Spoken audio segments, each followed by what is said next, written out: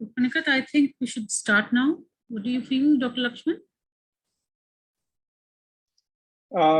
Yes, madam, we'll start. All right.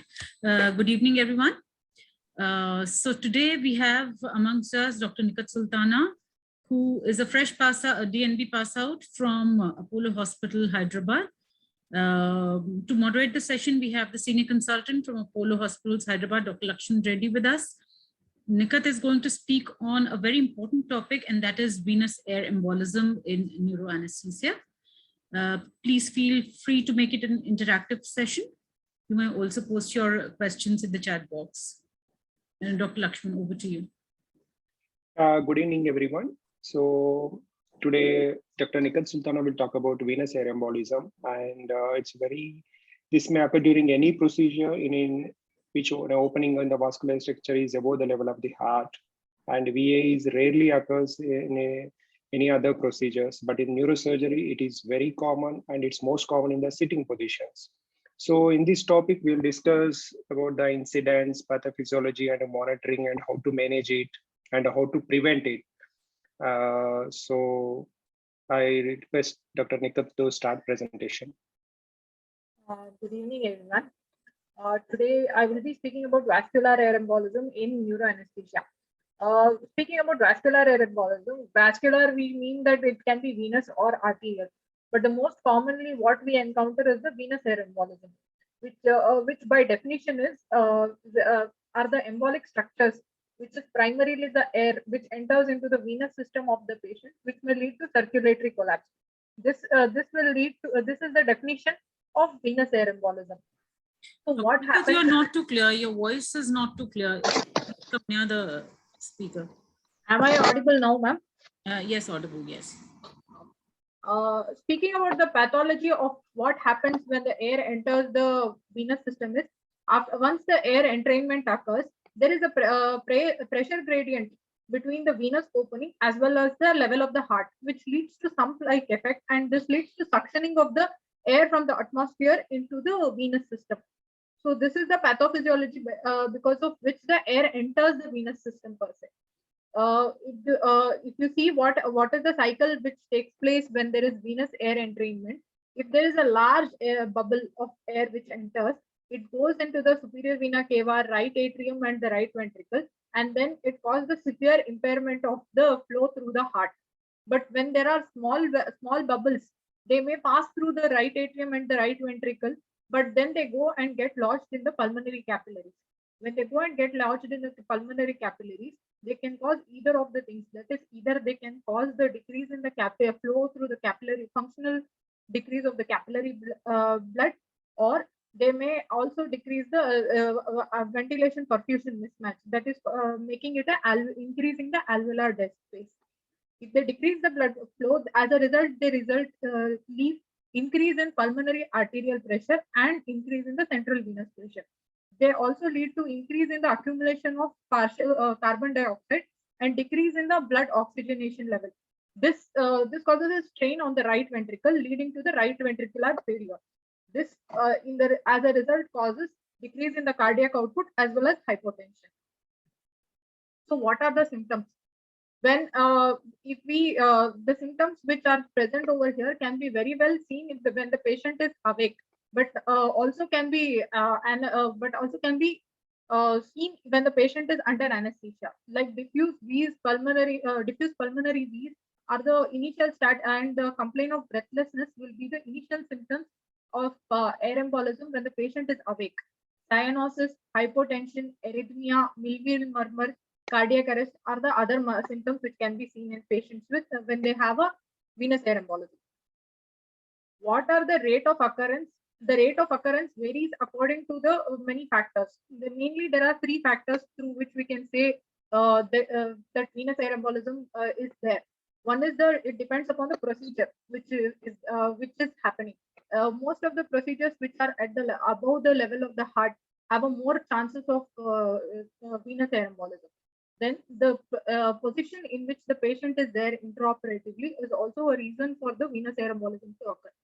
When the last but most important thing will be the method of detection. the whatever the tool which we are using for detection of the air embolism plays a very important role in to say whether there is a venous air embolism or not. Because if we are not using a very sensitive tool, most of the time it may go undetected. Like for example, in posterior fossa surgeries in sitting position, venous air embolism detected by the precordial Doppler is 40%, whereas it is detected in by esophageal echo by 76%. In non-sitting postures, it is only 12% which is detected by the precordial Doppler. So a lot of important lays on the method which we are using for detection.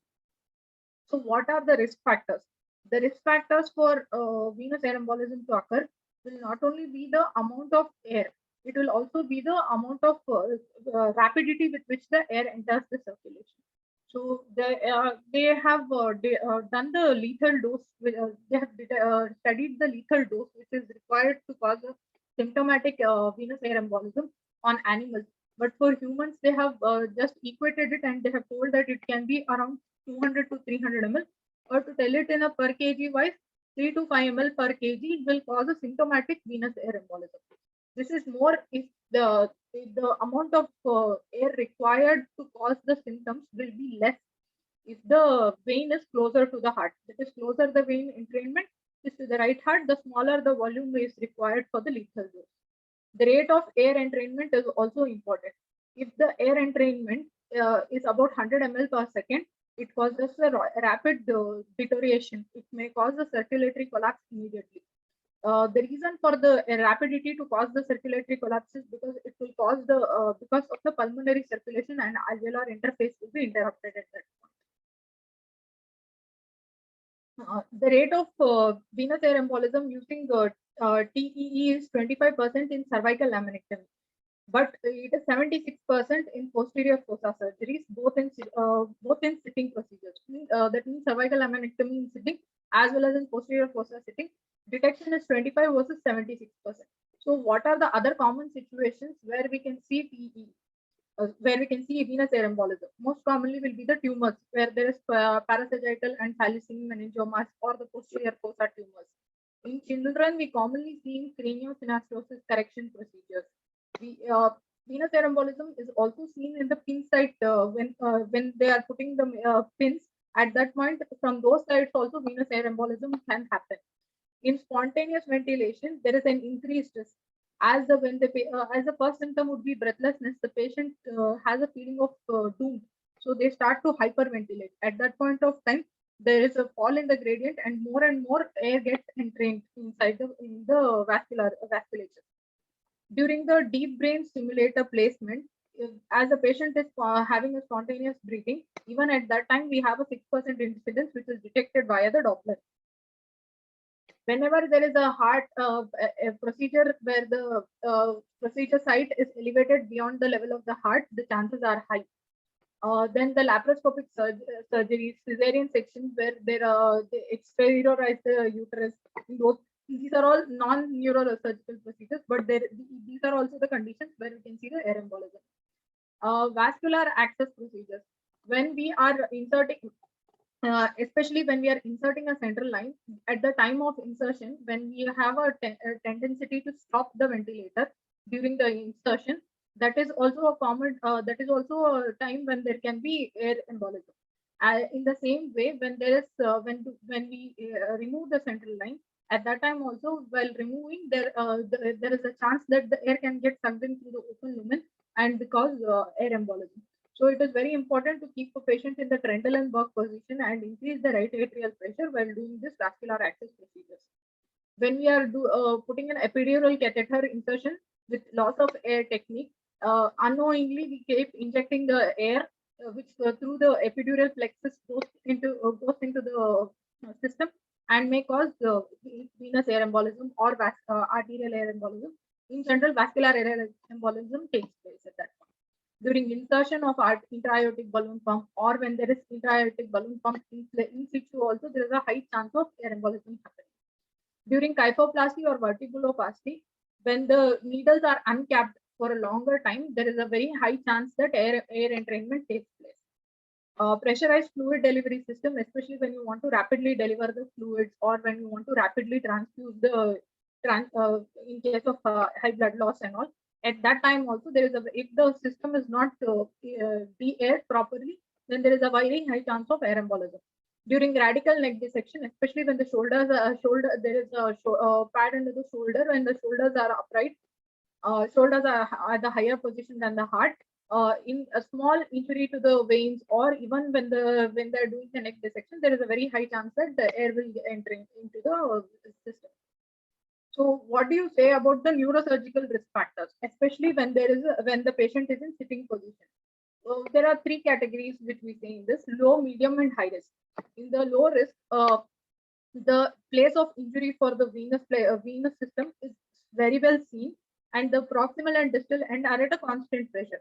So even if there is a this says that the chances of air embolism are low at this point, because you know that the where the leak is, where the injury is, and where the chances of air entrainment is. So you can keep it under control.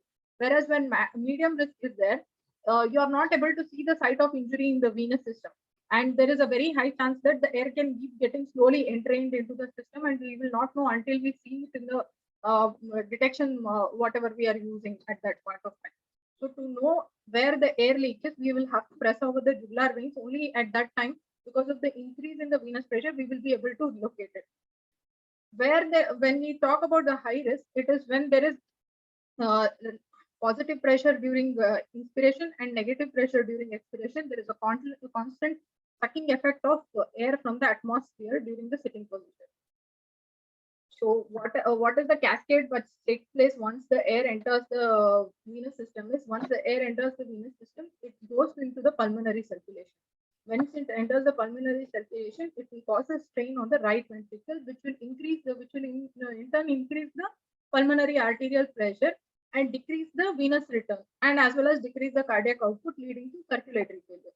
Suppose if there is an patent foramen OL or arterial septal defect, or because of the high right ventricular pressure, if there is a reversal of the shunt which is taking place, and the paradoxical air embolism occurs and the air enters the systemic circulation, it can cause an coronary emboli, or it can cause an ischemia based upon the amount of air that has entered. It can lead to infarction and congestive heart failure as well as cardiac arrest. Or this emboli can go into cerebral, can become a cerebral emboli, interact with the blood system and cause endothelial reaction, can also lead to cerebral edema.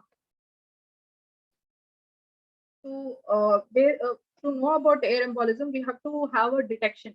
Which are all the modalities for detection? You need to have a basic criteria. One is they have to be highly sensitive, highly specific, and the response time has to be very low. And they have to also give a quantitative measurement and also indicate whether we are recovering from the episode or not.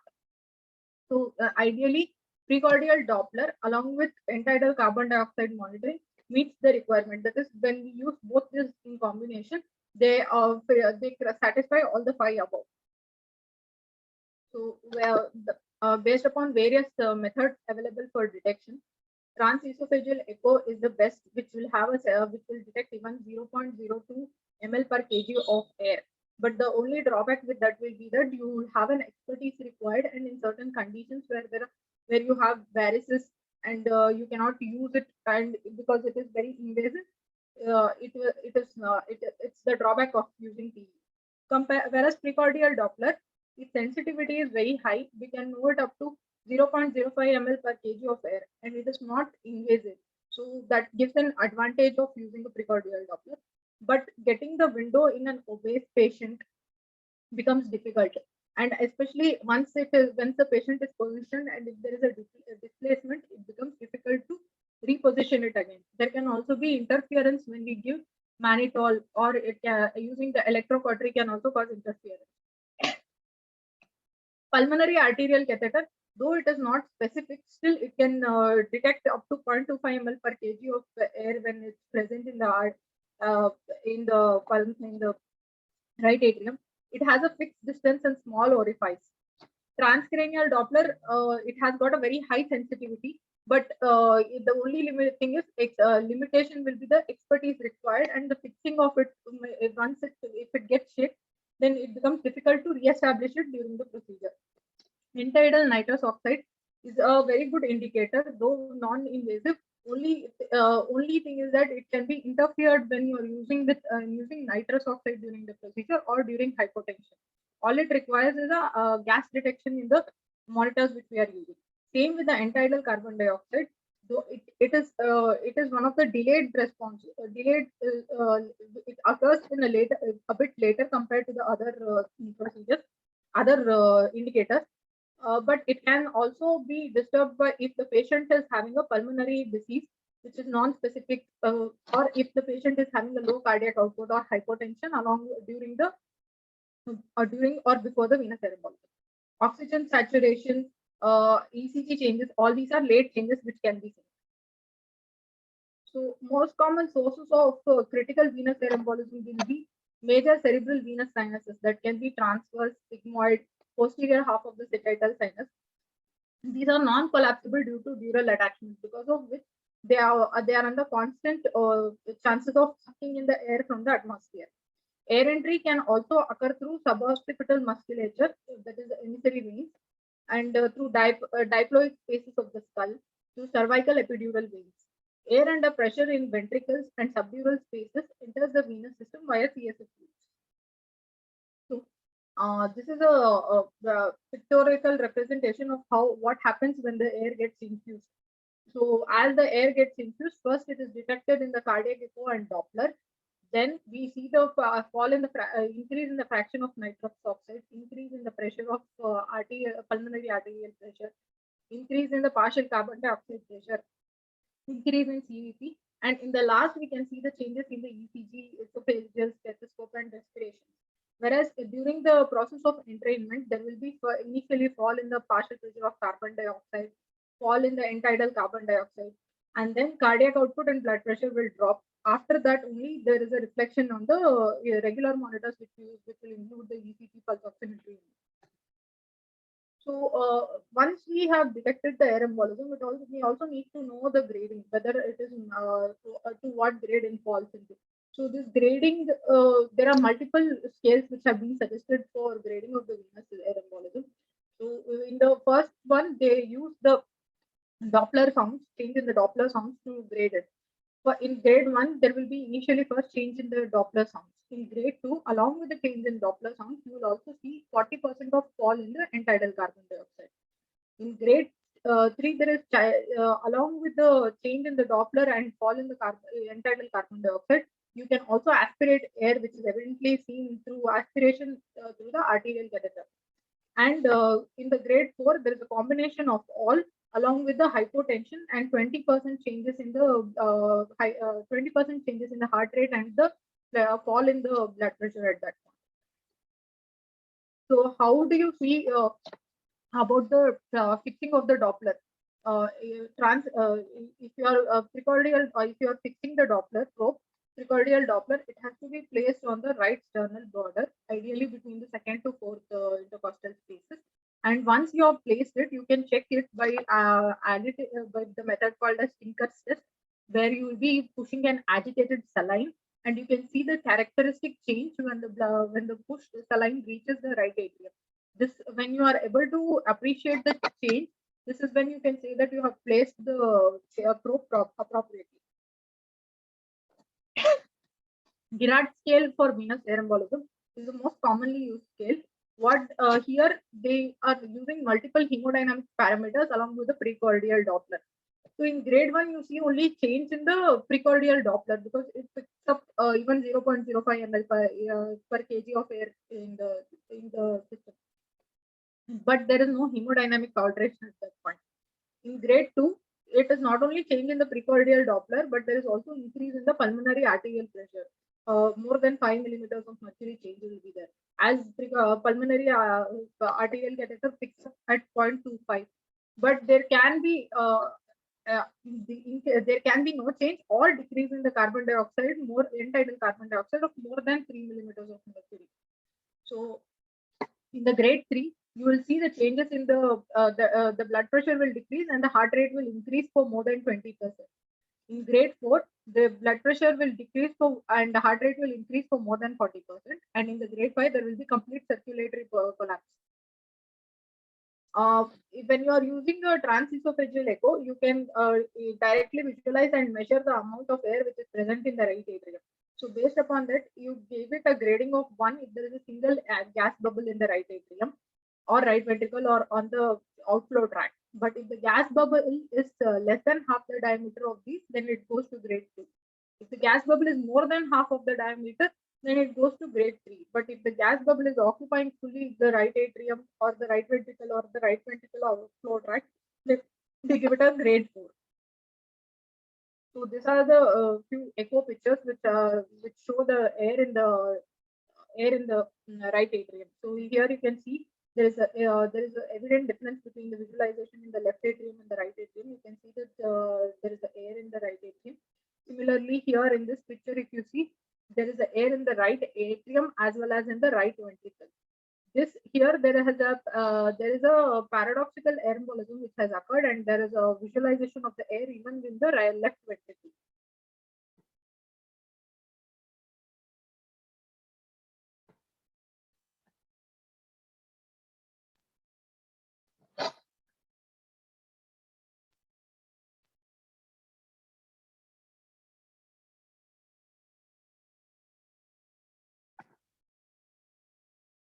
So what are the complications which happen when there is a air embolism which happens?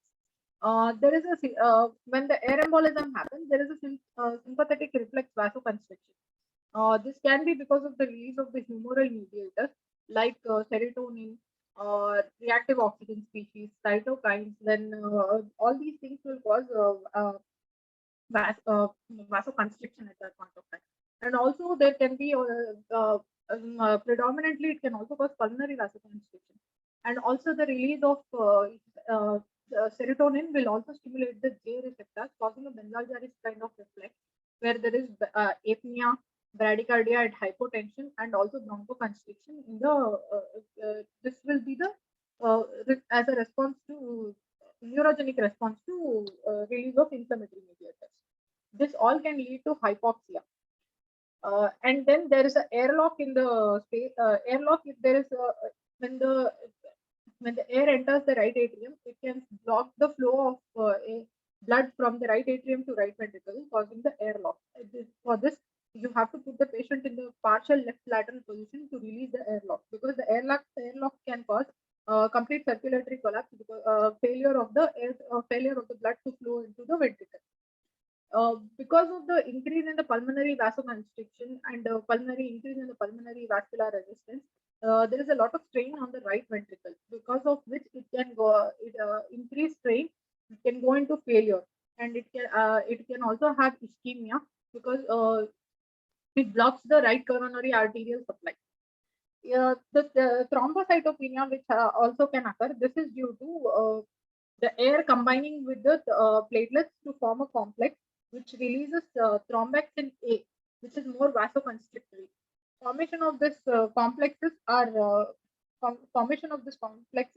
will in turn cause more and more cytokine release and more vasoconstriction.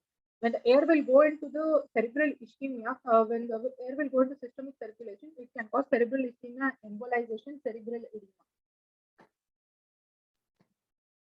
So this is the reaction cascade of a gas bubble which is there. It can activate complement system, it can activate coagulation system and decrease the thrombocyte by forming the complex. Whereas it can also cause the obstruction leading to hypoxia, ischemia, cytotoxic edema, and cell death. How can you prevent the venous air embolism from occurring? One is the positioning. With every 1 degree raise in the head from the level of the heart, from the level of the heart, 1.25 centimeters. As the height increases at 1.25 centimeters, the pressure in the venous system falls by 1 millimeter of mercury. The more and more the gradient increases, the more the chances of air embolism occurs. If there is a possibility to perform the procedure in alternative position, than raising the it above the heart level of the heart. That should be preferred. Adequate hydration should be maintained. It should not be just before the during the procedure. It should be started before the procedure also. So if adequate hydration is maintained and the right atrial pressure is kept around 10 to 15 millimeters of mercury, it drastically reduces the chances of embolism because the gradient is maintained. Uh, Considering keeping the positive end expiratory pressure, it is a controversial thing. Keeping positive end expiratory pressure, they say that it reduces the chances of venous embolism, but also it causes a sudden fall in the positive pressure during expiration, and it can cause cardiac dysfunction. So it should always be maintained that keep the PEEP more than 5 and maintain adequate oxygenation.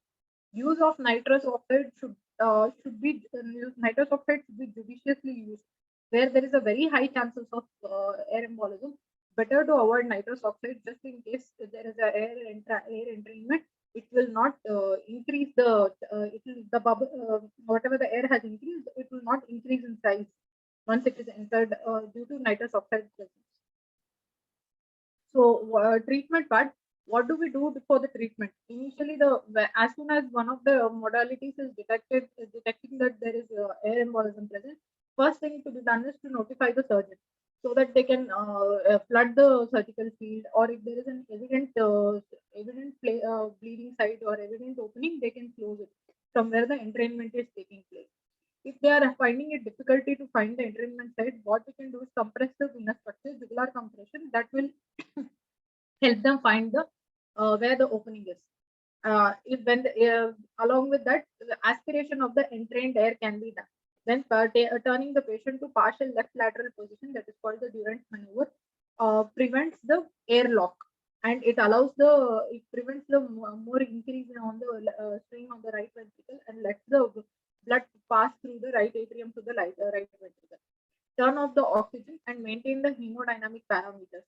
If required, we have to keep the inodrops ready and maintain the perfusion to the right atrium and right ventricle.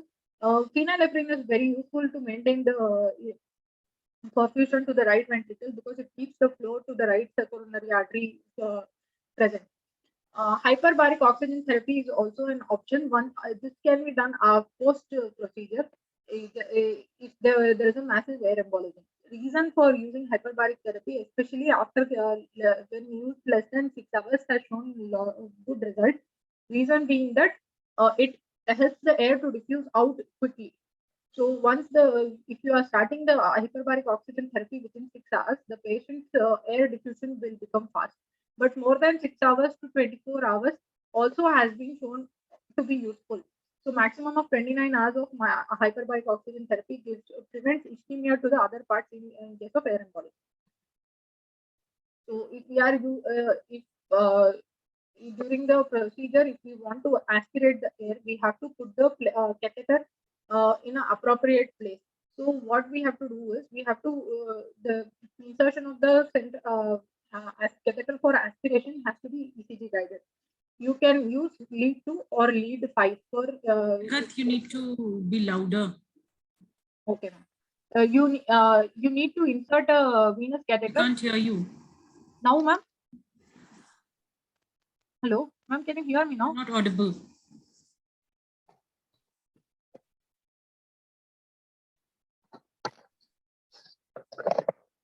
Am I audible now, ma'am? Ma'am? Dr. Nikhat, we still can't hear you. No, we can hear actually. I can hear very clear and loud. Nikhat, I can hear. Shall I continue, sir? Then? I think so. I don't know. Is there any problem the other side? I can hear and clear and loud. Lakshman, what about you? Lakshman? It's audible. Hello? Nikhat, you can continue. Yeah, please continue. Yeah. So, catheter placement for air aspiration of air, it has to be ECG guided, either lead 2 or lead 5. So we have to when the ideal place for placing the catheter should be distal to the entry of the superior It's vena still an cava. issue. Distal No, we to the can hear. We can hear actually. distal to the Continue, Nikhat. Continue. distal to the entry of the superior vena cava, ideally 2 centimeter distal to the opening of the superior vena cava at an inclination of 80 degrees. So this gives us ideal positioning for the aspiration of air in case it is present in the right atrium.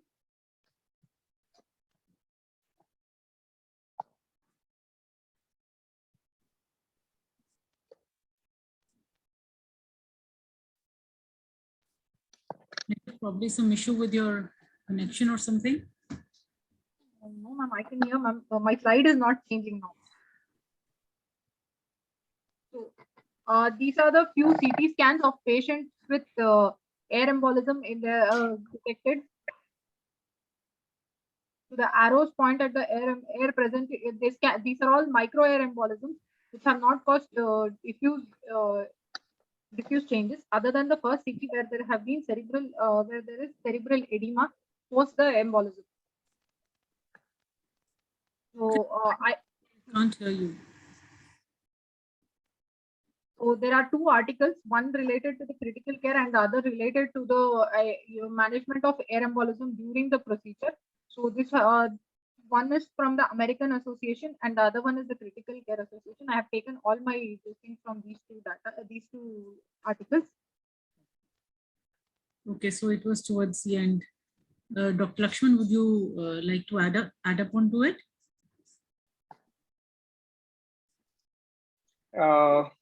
Good evening. So I would like to, everybody audible?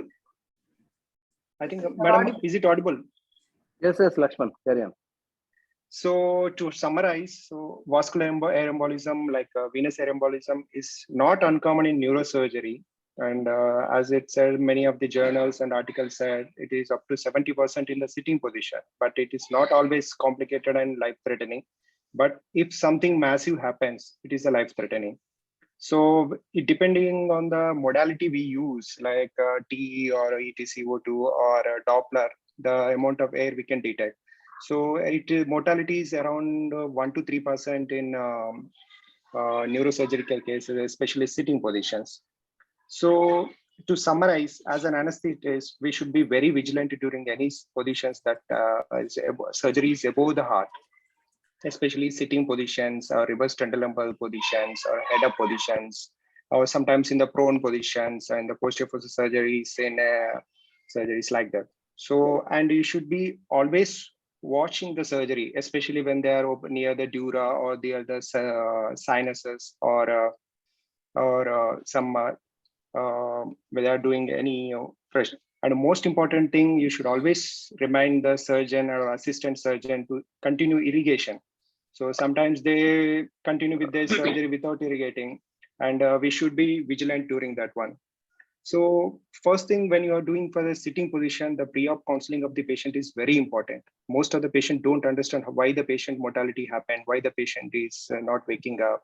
And it is not always mortality. Sometimes there may be patient may have delayed awakening, like Nikhat has told some slides of air bubbles in the brain, or some causes the stroke. It may be mild, moderate, or severe. So it's not only considering the pulmonary, but we should always worry about the heart and brain also. It may cause stroke, or it may cause heart, or it may cause arrhythmias. So you should be always vigilant. So there should be always a very good communication between the surgeon and you should always, surgeon should always inform you about when they are near the sinuses, or when they are not irrigating, or when they suspect that some air entrapment is there. Like in textbooks or journals, they said that you have to, whenever there is air embolism, you have to change to lateral position, durant position. But it is not always easy to change the position in that cumbersome surgeries. It is easy to say than doing it. And you cannot change a sitting position into lateral position within minute. Only thing you can do is a tendon lumbar. And that also, it is not easy. The surgeon will insist that bleeding is going on, I can't stop, or like that. So it is not always easy, but you should always have a view on that surgery. And you should always be ready with the aspiration, or try to aspirate the air from the right atrium. And before that, you should always go, that position should be confirmed. It should be in the heart or at the junction. And there are some controversial issues are there, like roll of PEEP and jugular compression, but it is for reading, it will be good theoretical purpose, but doing it is very cumbersome. You cannot go under the drapes and apply jugular pressure. That also compresses the carotid and it will also block the venous return. But jugular pressure, some studies, they showed that it showing reduce the air. So whatever the air entered, you can't do it, only thing aspiration, but the only thing you can do is the further entrapment of the air.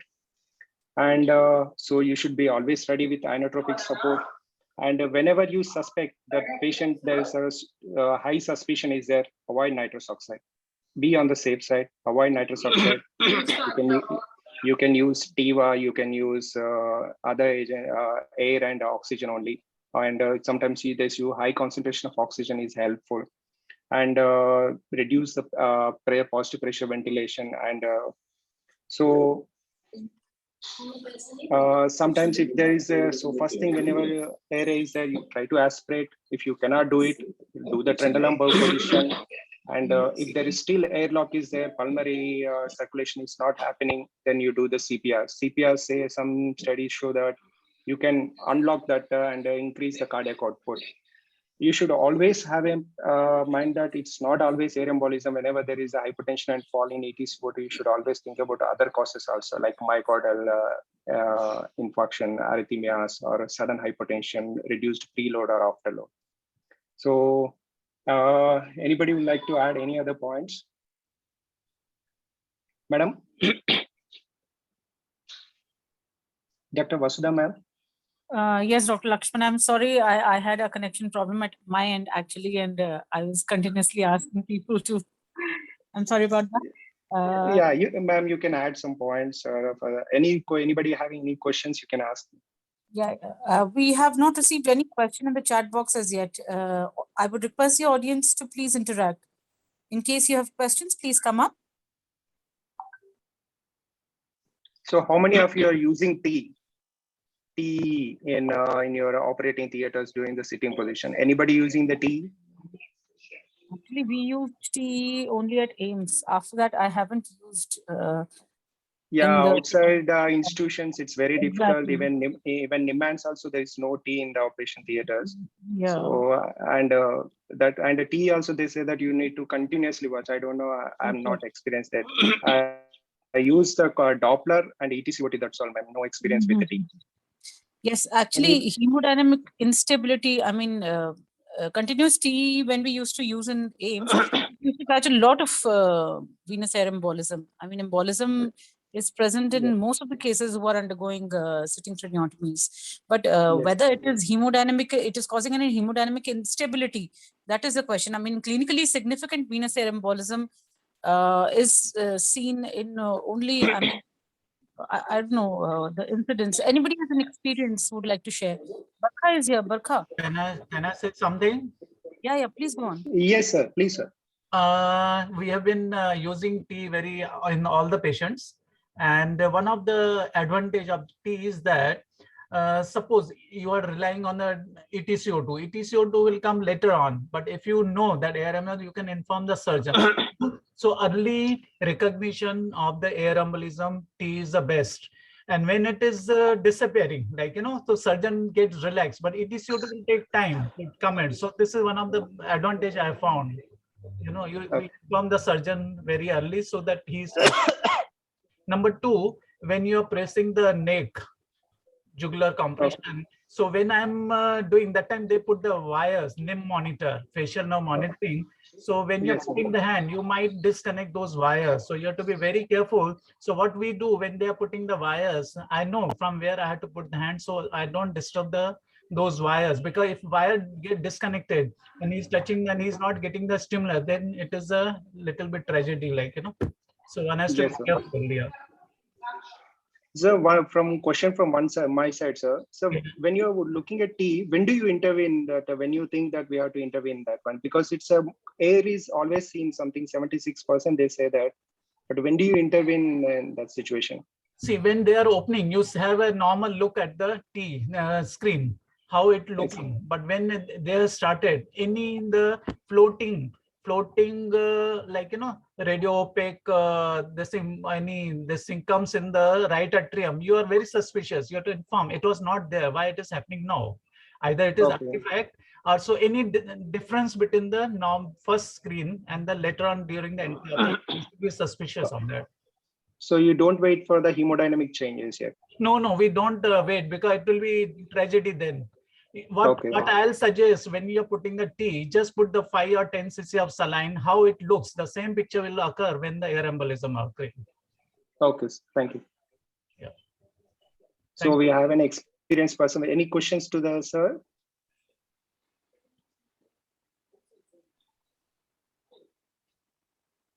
I don't see any questions.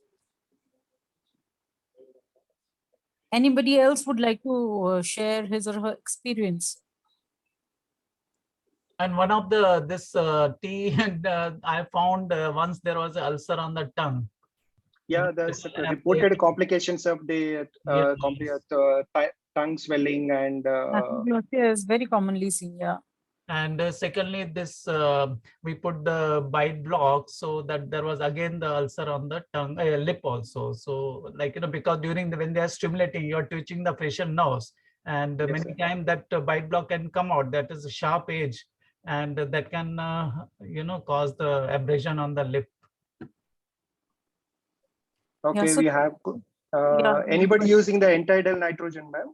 Anybody else is using that? One of the questions Shahid Mir has asked. I personally don't have any experience. Anybody else was used end-tidal nitrogen?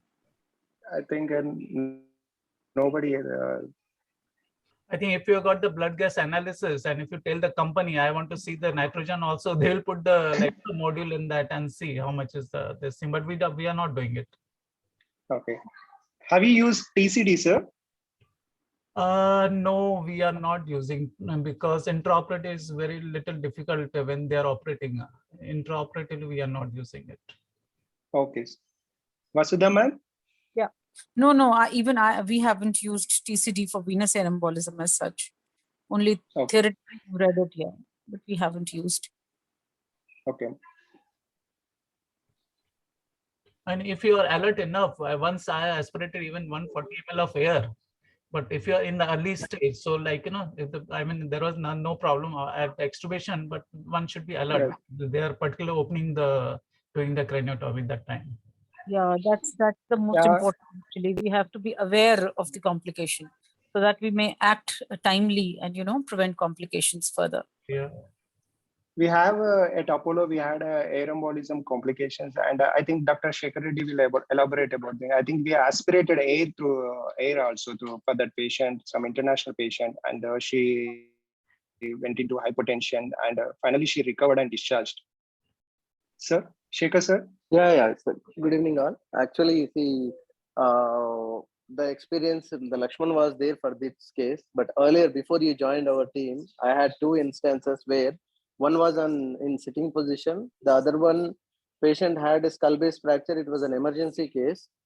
So patient was positioned just when the head elevated.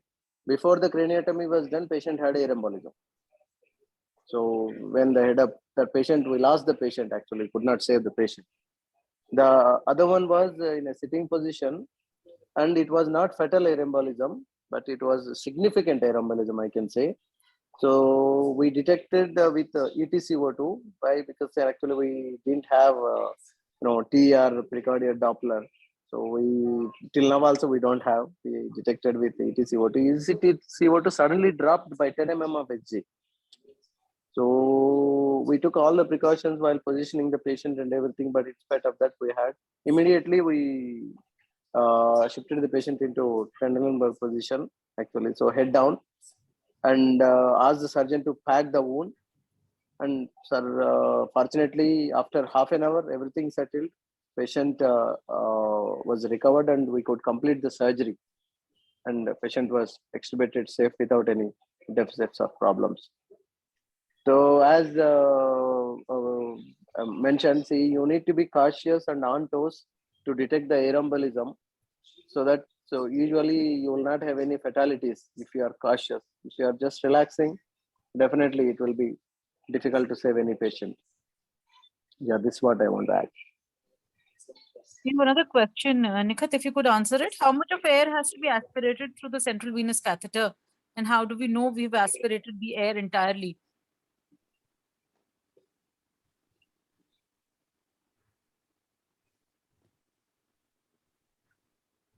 Nikhat? Yes, ma'am. Yeah.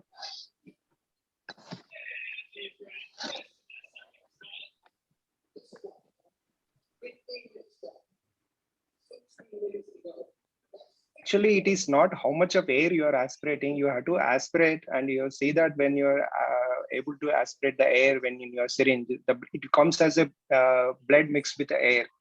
Yes, So it's actually frothy. It will be frothy actually. It will not be pure air. It will be frothy.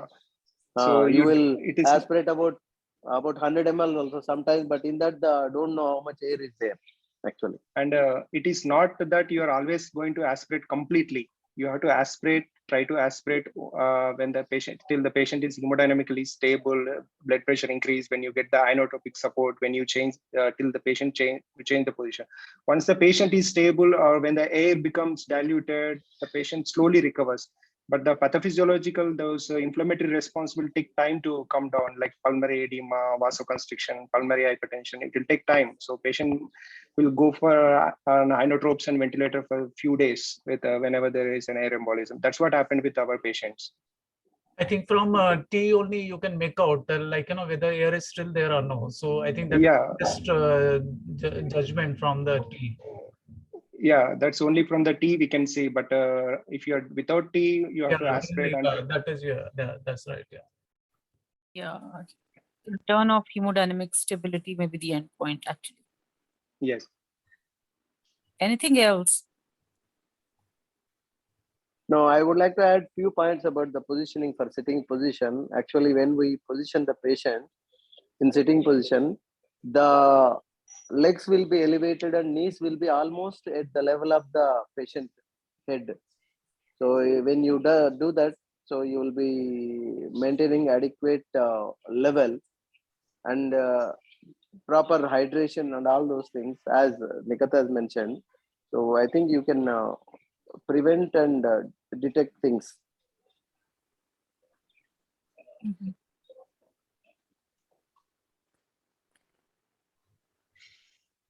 So if anybody has any more questions, otherwise we may, yeah, we have one more. Any Role of role of Valsalva? Valsalva maneuver? Valsalva maneuver, actually, the Valsalva maneuver is a transient thing. You can't go on just continuously apply Valsalva for longer time. You have to, that will hamper with oxygenation of the patient, isn't it? Ventilation of the patient.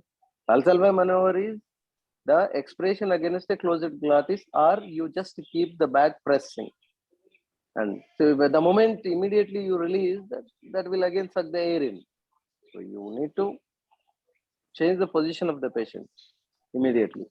I'll just ask the students how the paradoxical air embolism occurs, if students can reply.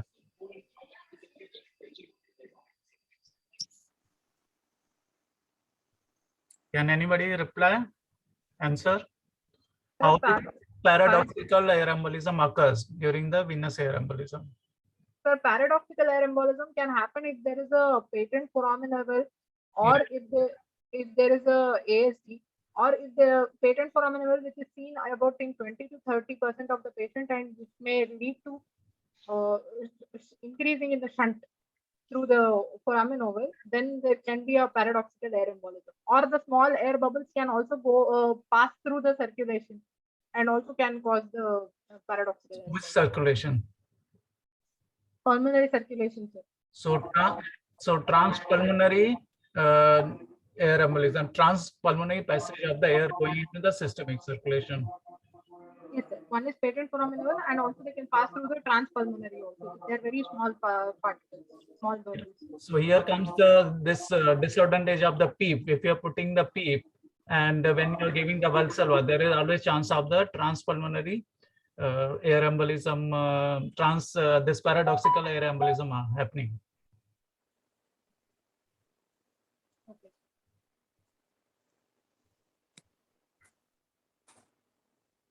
So if at any institute, if the TE is not advisable, not available intraoperatively, so do you advise a preoperative evaluation with the TE for the sitting position patients? Can you repeat again? Actually, we usually do, Dr. Lakshman, we usually do. We get a preoperative TE in all patients who are to be operated in the sitting position to look for a patent foramen ovale as a protocol in all the patients undergoing sitting craniotomies. We are doing 2D echo, and that is showing negative. But introp also, when we are putting it, that time only we can see it whether it is there or no. Yes, sir. You are having introp that is here, but the institutes where the introp is not available and the preoperative available. 2D echo we do. Okay. So any other investigations you would like to add for this patients going for sitting position, sir? Any Precautionary or anything? I don't think, only this asthmatic patients and all, you have to rule out those because they are most susceptible because of air embolism to the bronchospasm and all. Yes, sir. Yeah, those things are to be ruled out. And any other, I think that's what 2D echo is the main important. Otherwise, no, nothing. I don't see any other added thing. Yes, sir. Thank you, sir. Any other questions from the students? Well, thank you, Dr. Nikhat, for a very good presentation, and thank you, Dr. Lakshman, for moderating the session. Thank you, I ma'am. think we would end the session now. Many thanks to the audience, and a request again, please be more interactive. It's for you guys. So ask as many questions as you can and participate. Thank you so much. Thank you very much, ma'am. Thank you very much.